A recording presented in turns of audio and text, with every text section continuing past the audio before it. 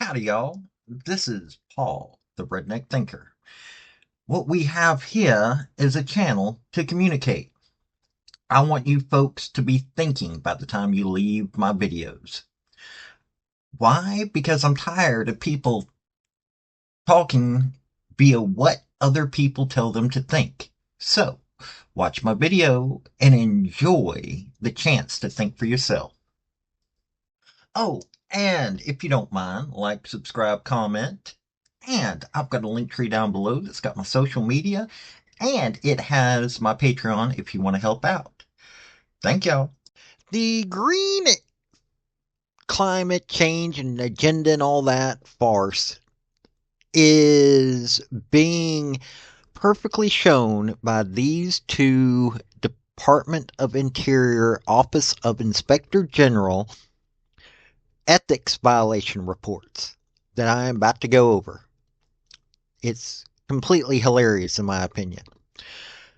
Okay, so both these people were barely vetted, I'm beginning to believe. One is Nada Culver. She had an environmentalist resume, but her husband was making sure they had solid investments for their future. Got to give them that. Tommy Boudreau is a lawyer that worked for the Obama administration. And he also was well known for his support of oil companies.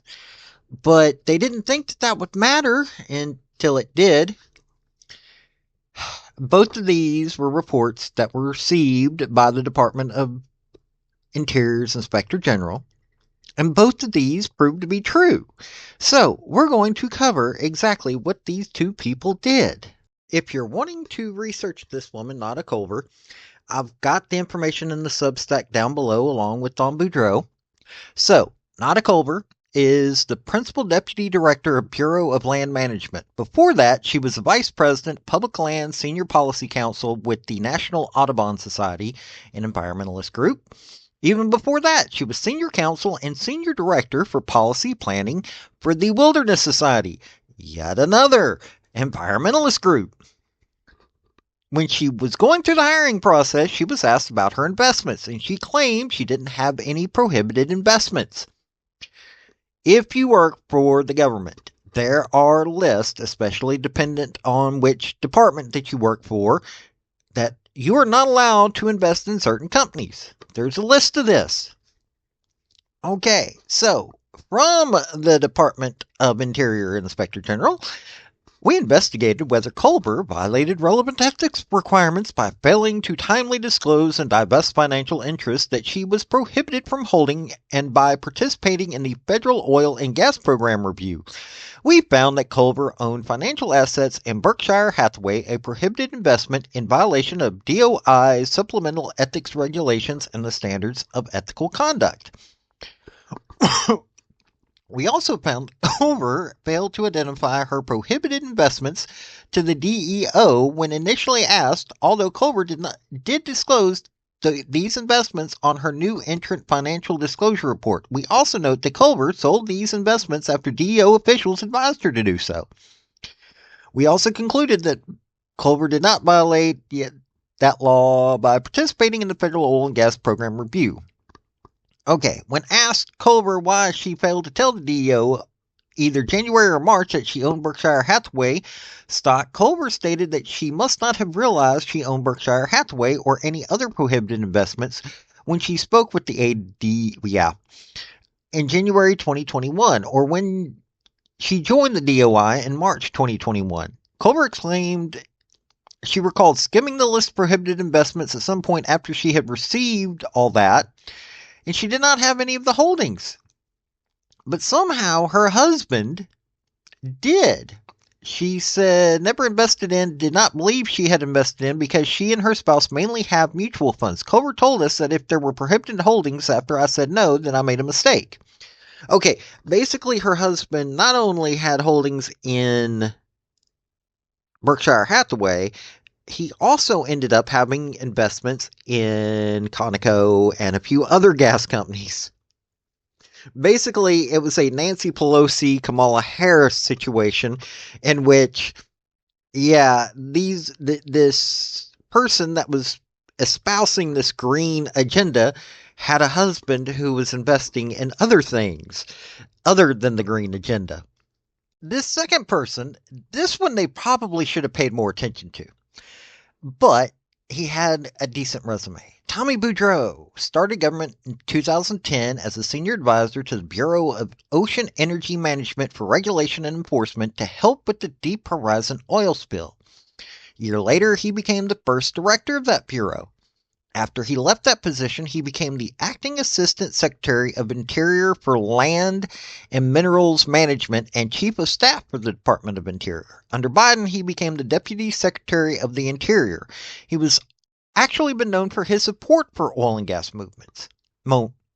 Interest.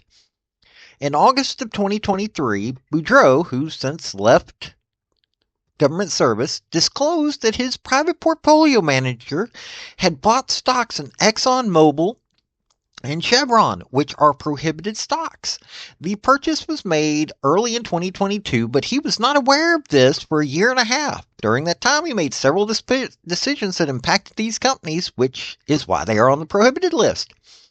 He basically got a slap on the wrist. Now, him not knowing for a year and a half is kind of funny because it was well aware that he got detailed monthly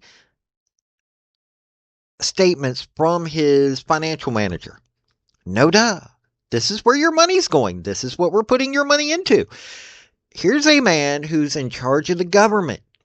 Well, in charge of a government agency.